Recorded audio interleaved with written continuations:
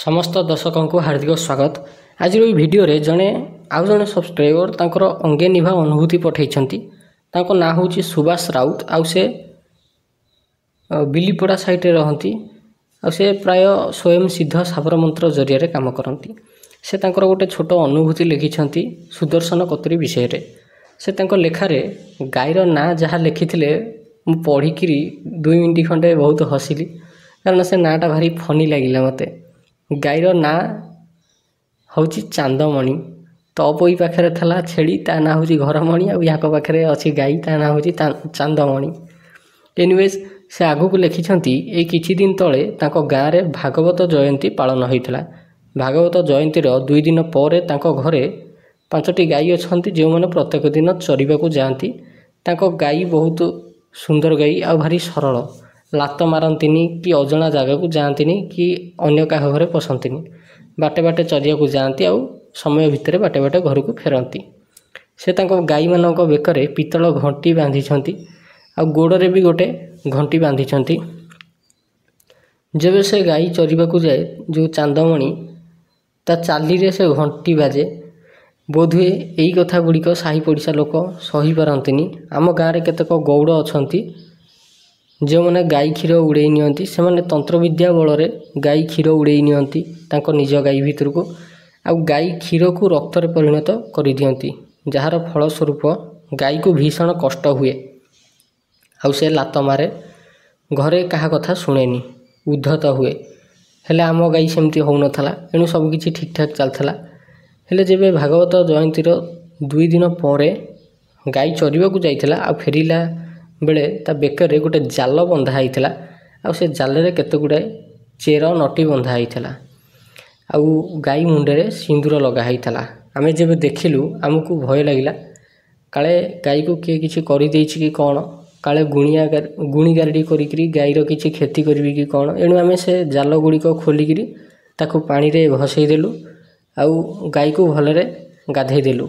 गाई को आउ पघारे बांधिलुनी काले पघारे बांधिले गाईर किछि हेगले दोष लागिवो सेतिपाइका। एणु गाई को गुहाल घरे सेमती छाड़देलु। आमे देखिलु जे गाईर स्वभाव रे किछि परिवर्तन देखागला। आम जेजे गाँ दांडे माँ भौणी लगेगी सोदिकी उडेले जो लोक करथिला बोधुए से रागिगला कि कौन से कौन कला के जानी गाई आमर से गुहाल भितर खाली डेइला उत्पात हैला जी गला ताकू मारिबा को लागिला। जेजेमा को टेकिकी फिंगिदेला तार अंटा माड होइगला। एसबू देखिकी आमे भारी चिंतित हेलु। आमे गाँवर गोटे लोक पाखरु काट पानी आनिकी देलु हेले भी किछि फरक पड़िलानी भारी चिंतार थाउ। मु निजे भी साबर मंत्र प्रयोग करी काट पानी करी देली किंतु तथापि से सब भी किछि काम कलानी। एणु खोजु खोजु आपणको चैनल रे गोटे सुदर्शन कतुरी मंत्र थिला ताकू देखि देखि सेही मंत्र रे सेही विधि रे काट पानी बनैली। मंत्र पढ़िकी ढाल भितर कुटा पकेइली लुहा कतुरी गोटे पकेइली आउ पानी को काटी चलली आउ देखिली जे कुटा सतरे 12 आंगुली रु अधिक टिके बढ़ी जाइछि। आउ सेही काट पानी को चांदमणि को 4 जण घर लोक मिसिकी माडी बसिकी पेइलु। घंटाए पर देखिलु जे चांदमणि आउ उत्पात न होइकी शोइछि। एणु ता कुंडे आमे पानी भरिकी से काट पानी मिसई देलु जेमती ताकू जेते थर शोष करिवो से सेते थर पीबो। देखु देखु मैं भी से दिन को भितर 2-3 थर पानी पीछि कि नहीं ता पर दिन से एकदम ठीक हो गला किंतु तार क्षीर कमी जाइछला। आमे आउ 4-5 दिन पर्यंत ताकू बाहर को छाड़िलुनी घरे रखिलु जेझा बेला रे जाइकरी ताकू आउंसा आउंसी कर दउ आउ 5 दिन भितर चांदमणि नॉर्मल हो गला। एटा मोर अनुभूति जहाँकू आपण निज चैनल रे पकेबे बोली अनुरोध करछि। आपणकर सुदर्शन कतुरी मंत्र काम देउथिबारु धन्यवाद। देखंतु सुभाष बाबू आपणकर ये जो कहानीटा आपण कहिले एथिरे ग्राम्यर चित्र गोटे झलसी उठुछि आ कहानीटी एकदम सत भली भी जना पड़ुछि।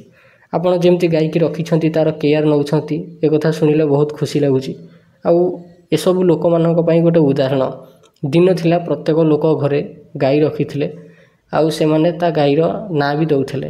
प्राय लोक गाई को निज घरर सदस्य रूप रे रखुथिले भी हेले आपण जेमती निज गाई को भल पाती प्रत्येक लोक गोमाता भक्त हवा दरकार से भलिया भल पाइबा दरकार।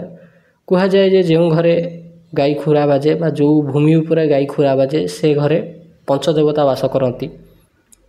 ଆଉ ଘର ଉପରକୁ କିମ୍ବା ଘରର ସଦସ୍ୟଙ୍କ ଉପରକୁ ଆସୁଥିବା ବିପଦକୁ ସେମାନେ ନିଜ ଉପରକୁ ନେଇଯାଆନ୍ତି। ଏଣୁ ମୋର ଅନୁରୋଧ ସବୁ ସବସ୍କ୍ରାଇବରମାନଙ୍କୁ, ଘରେ ଗାଈ ରଖିବେ ନ ରଖିବେ ସେଇଟା ଆପଣଙ୍କର ପରିସ୍ଥିତି, ଆପଣଙ୍କର ପରିବାରର ସ୍ଥିତି ଉପରେ ନିର୍ଭର କରେ, କିନ୍ତୁ ପ୍ରତ୍ୟେକ ଦିନ ବାହାରେ ବୁଲୁଥିବା ଗାଈମାନଙ୍କୁ କିଛି କିଛି ଭୋଜନ ଦିଅନ୍ତୁ, ଷଣ୍ଢମାନଙ୍କୁ ବି କିଛି କିଛି ଭୋଜନ ଦିଅନ୍ତୁ। କାରଣ ଆମେ ହେଲେ ଗୃହସ୍ଥ ଲୋକ, ପ୍ରାୟ ଅଧିକାଂଶ ଜୀବଜନ୍ତୁ ଗୃହସ୍ଥମାନଙ୍କ ଉପରେ ହିଁ ନିର୍ଭରଶୀଳ।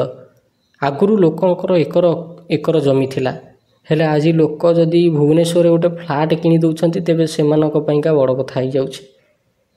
କେବେ ସୂକ୍ଷ୍ମ ବିଚାର କରିକି ଦେଖିବେ ପୂର୍ବପୁରୁଷମାନଙ୍କ ପାଖରେ ଏତେ ଜମି ଥିଲା, ଏତେ ଧନ ସମ୍ପତ୍ତି ଥିଲା, କେମିତି ସେମାନେ କାହିଁକି ଏତେ ସମ୍ପନ୍ନ ଥିଲେ? ଆଉ ଆଜିର ସମୟରେ ଆମମାନଙ୍କର ଅବସ୍ଥା ଏମିତି କାହିଁକି? ନିଜ ନିଜ ବିଚାର ନିଶ୍ଚୟ କମେଣ୍ଟରେ ଜଣାଇବେ। ଯଦି ଆପଣଙ୍କୁ କାହାଣୀଟି ଭଲ ଲାଗିଛି ତେବେ ନିଶ୍ଚୟ କମେଣ୍ଟ ମାଧ୍ୟମରେ ଜଣାନ୍ତୁ। ଆଉ ଏଇଭଳି କାହାଣୀ ଶୁଣିବା ପାଇଁ ଆପଣ ଆମ ଚ୍ୟାନେଲକୁ ସବସ୍କ୍ରାଇବ୍ କରନ୍ତୁ। କାହାଣୀଟି ଏଇଠି ବିରାମ ଦେଉଛି। କାହାଣୀଟିକୁ ଶେଷ ପର୍ଯ୍ୟନ୍ତ ଦେଖିଥିବାରୁ ଅଶେଷ ଅଶେଷ ଧନ୍ୟବାଦ।